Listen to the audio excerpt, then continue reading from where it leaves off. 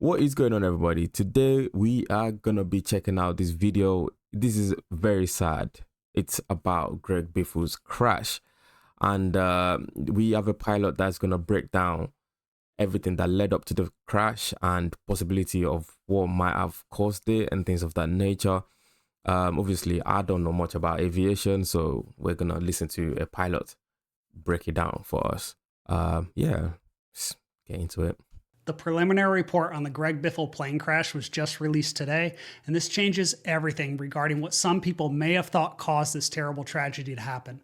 That's why we're going to talk about what's in the report and go over the facts. I'm Hoover, and welcome to your pilot debrief. Shout out to my man right here. Go check out his channel, All right, guys. jumping right into things, this is the preliminary report that was just released earlier today regarding November 257 Bravo Whiskey, a Cessna Citation 550 that was involved in an accident near Statesville, North Carolina on December 18th at 10:15 Eastern Standard Time. The pilot and 6 passengers were fatally injured. According to the NTSB, the aircraft was positioned on the south parking ramp for passenger loading and pre-flight. Ground personnel reported that the aircraft was fully fueled prior to the flight, and the cockpit voice recorder audio began recording the accident flight at 09:44:21. Now, we're going to see a lot more details from the cockpit voice recorder as we go through this report. But right now, we know that the CVR confirmed the airline transport rated pilot was seated in the left seat. The pilot's adult son, who held a private pilot certificate with a single engine land and an instrument rating, was a passenger in the right seat, and a rear seat passenger with a private pilot certificate and ratings for multi-engine land, instrument airplane, and rotorcraft helicopter was positioned near the cockpit in the cabin area. So we've got the pilot that's rated to fly the aircraft is in the front left seat where he's supposed to be. He's got his son in the right seat, and then you've got Greg Biffle on the back. Now, if we go further into the report, we can see that the pilot flying the aircraft had type ratings for multiple different kinds of aircraft, and that's because he used to fly for the airlines. Those type ratings included one for the CE-500, which is the type rating that he needed to fly the Cessna Citation 550. However, as part of that CE-500 type rating, he had the limitation CE-500 second in command required. Now, I don't know personally if the pilot's son knew that his dad had that limitation on his type rating, and I certainly don't know if Greg Biffle knew about that limitation. However, I can almost guarantee you that the pilot who got the rating knew about the limitation because those limitations are spelled out to you when you get your type rating, because they're going to talk about them and they're going to talk about what you might need to do to get those restrictions or those limitations removed from your type rating. Oh, so they're not really qualified to fly the plane without another instructor, basically someone with a more experience, is what I'm getting from that vibe. That being said, we might not ever understand why the pilot chose to operate the aircraft, even though he didn't have a fully qualified second in command individual sitting in the right seat next to him. Oh no. However, what we do know is the weather, and that's what we're going to talk about next. It's like a butterfly effect. Some little thing happened somewhere and it just goes into some major catastrophic incidents. That is wild. A whole combination of many things. According to the report, the Statesville Automated Weather Observing System reported at 9:45 that the visibility was 10 miles with the ceiling 3,900 foot broken and 4,800 feet overcast. And then about 9 minutes later at 9:54, they reported visibility of 10 miles with 3,900 foot scattered clouds and a ceiling of 5,000 feet overcast. The reason why this matters is because this is what the pilots are hearing on the radio when they're in the cockpit and going through their pre-flight procedures and they're getting the engine started. So when they hear 3,900 foot scattered with 5,000 foot broken clouds, it really doesn't sound that bad, and that's why what they did next is starting to make sense. According to the report, engine start was initiated using onboard battery power, and following an initial unsuccessful start of the left engine, both engines were started at about 09:53. Now, because the NTSB doesn't provide any further details about that issue with the left engine, it sounds to me like it's unrelated to the reason why they crashed, but we'll get into more of those details in a minute. For right now, we know that they taxied out at 09:59, they crossed the runway at midfield, and then taxied to the approach end of runway 10. During taxi, the pilot and the two pilot-rated passengers discussed that a thrust reverser indicator light for an unspecified engine was inoperative, but that the thrust reverser for the affected engine was working properly. Okay, what they're saying is that at some point, maybe when they were doing some of their before takeoff checks, the pilots noticed that one of the thrust reverser lights wasn't working. But the NTSB report made it sound like that they did whatever appropriate checks they needed to verify that the thrust reverser was working, even though they didn't say which engine that was. Next, the aircraft took off VFR about 10:06, and the pilot intended to activate an IFR flight plan once they got airborne. They were also able to confirm that the pilot performed the takeoff and departure while his son ran the checklist and talked on the radio. However, during the takeoff roll, the rear passenger commented that the left engine was producing more power than the right, and there may have been a faulty gauge, but the pilot continued the takeoff. All right, I want to pause for Okay, there's so much going on that flight. There's so much. I feel like the guy that was sat in the passenger side on the plane at the front, and as a co-pilot, it was just there to maybe learn. Really, it was the one actually learning from the main guy. a second because there's two things that we need to talk about. First of all, I want to point out that the NTSB didn't mention the pilots conducting any briefings regarding what to do for emergencies during takeoff. Now, that doesn't mean that the pilots didn't do them. It's just not talked about in the report. And the reason why this is important is because when you have two pilots sitting up front, you want to be really clear about who is doing what if you have an emergency on takeoff and what your expectations are as the pilot in command flying the aircraft, especially if you have a third pilot sitting behind you who can possibly help you out. The second thing that we need to talk about is their decision to take off VFR and get an IFR clearance after they got airborne, but I want to be clear when I say that they were perfectly legal to do so. And if the weather was being reported as scattered at 3,900 and broken at 5,000, it seems reasonable for them to make that decision. However, in my opinion, you never know if ATC is going to be able to give you that clearance right away. So I think if there's a chance that you're going to climb into the clouds or maybe terrain clearance is going to be an issue, you can always call to get that IFR clearance while you're still on the ground. That's one less thing to worry about when you get airborne. The reason why I'm bringing this up is because I think this tragedy is a great example of how a series of decisions that seemed reasonable at the time were actually slowly erasing the margin for safety. But now that we know about what happened before takeoff, it's time to talk about after they got airborne. This was made using the publicly available NTSB data, and even though the aircraft didn't have a flight data recorder, the preliminary GPS data showed the airplane made a climbing left turn following takeoff. At 10:07, the pilot commented that he would remain VFR until they received their IFR clearance, and at 10:08, the airplane had turned about 180 degrees and attained an altitude of about 2,200 feet MSL, and then the airplane continued to turn left and began to descend. The right seat passenger tried to contact air traffic control and activate their IFR flight plan 3 times, but was unsuccessful due to the controller's workload. Okay, I think this is just one more hole in the Swiss cheese model because my guess is that they started descending because of the weather and they were just trying to stay below the clouds.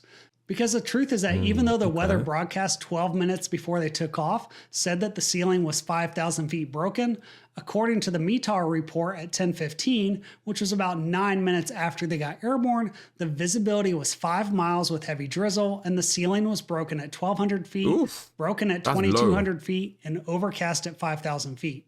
That's a big change in just 20 minutes, and I think it just goes to show you how rapidly the weather conditions might have been changing.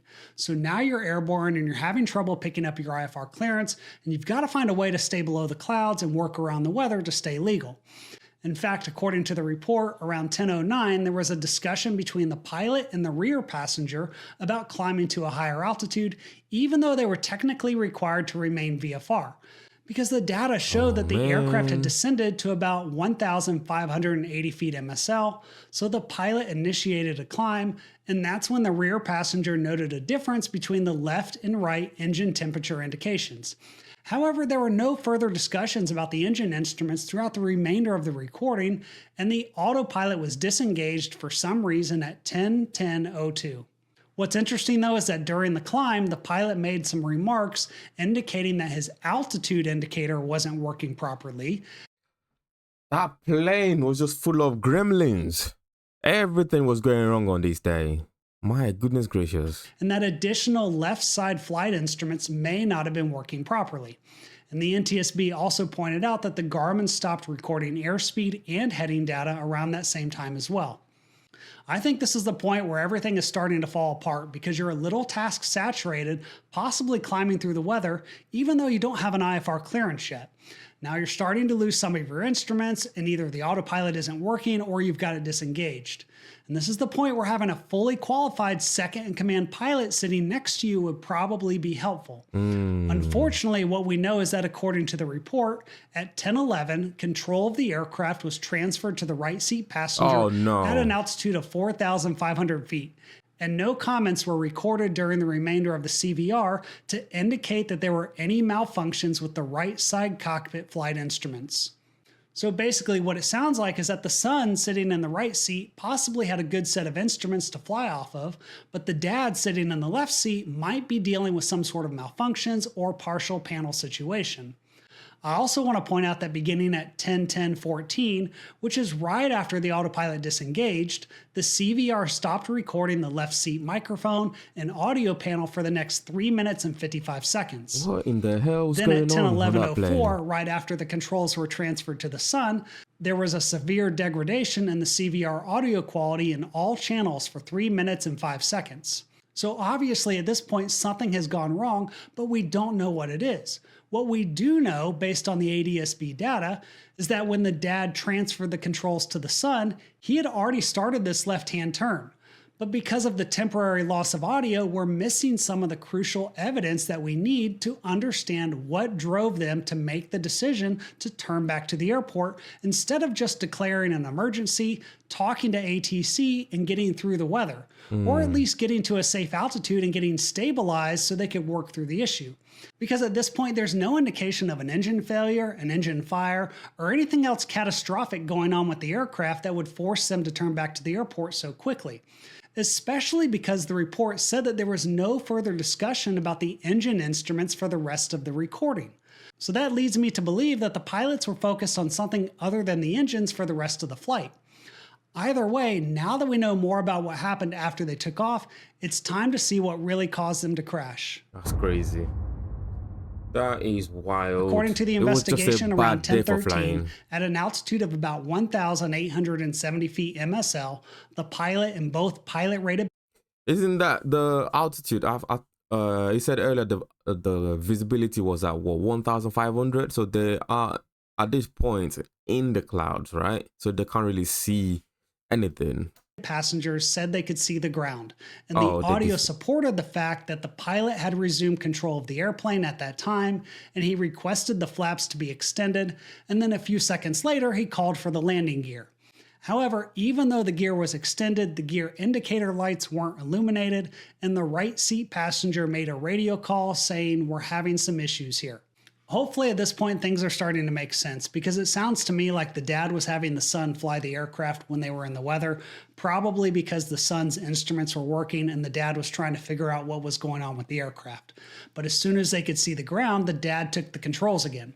However, it's also starting to sound like they're dealing with some sort of electrical malfunction, because in addition to the issue with the instruments on the left side, you've got the gear lights not working, the GPS device isn't recording stuff, and then the CVR audio is cutting out.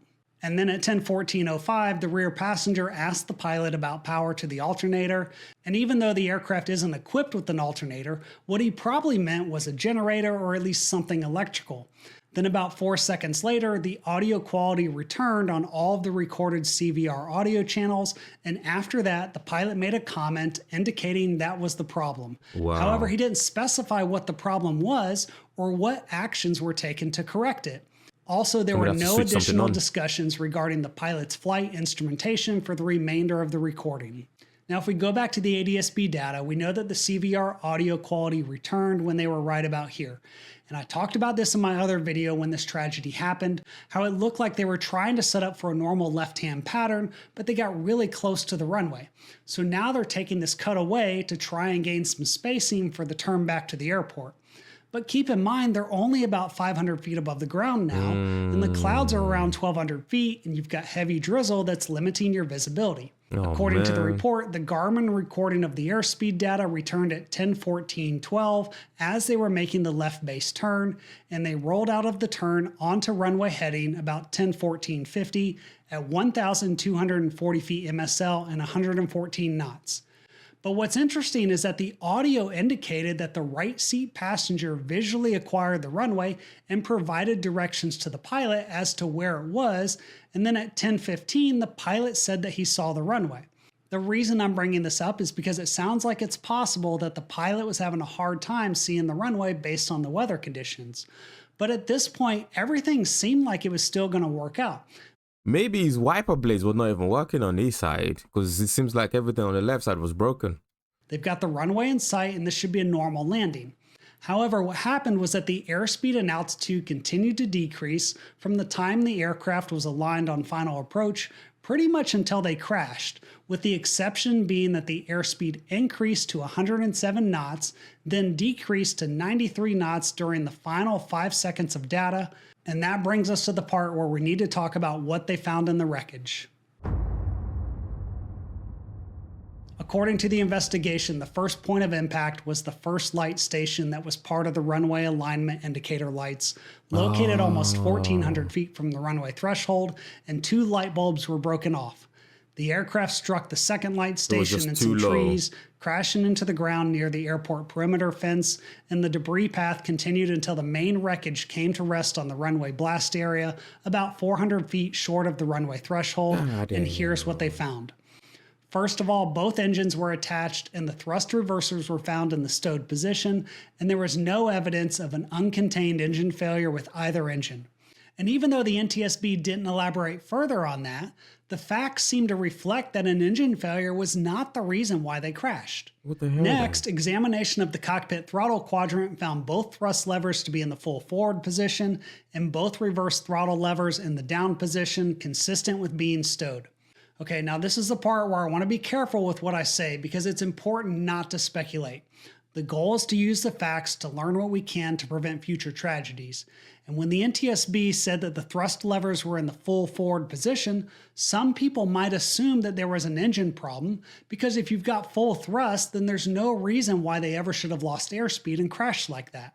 However, when you take a step back and look at the bigger picture, you can see how a pilot could easily become task saturated trying to handle the aircraft in challenging weather conditions with limited visibility, possibly without the use of some of his instruments, and maybe you pull back the throttles to get the airspeed under control as soon as you get lined up on final, but you're so focused on the runway that you forget about the power setting, and when you finally realize that you're too slow, you try to use full power, but now it's too late and 7 people are dead. To be perfectly clear though, this is not what the NTSB said in their preliminary report. However, I'd argue that it's a reasonable explanation for what might have happened that would explain why they got too slow and why the thrust levers were still found in the full forward position. We obviously need to wait for the NTSB to finish their investigation, but in the meantime, I'd argue that if they had a pilot that was fully qualified to perform second in command duties sitting in that right seat, then perhaps the outcome would have been different. Either way, hopefully at least we can all agree that this was a terrible tragedy that never should have happened. And the goal of the debrief is to talk about the things that are sometimes difficult to hear when we look at the facts.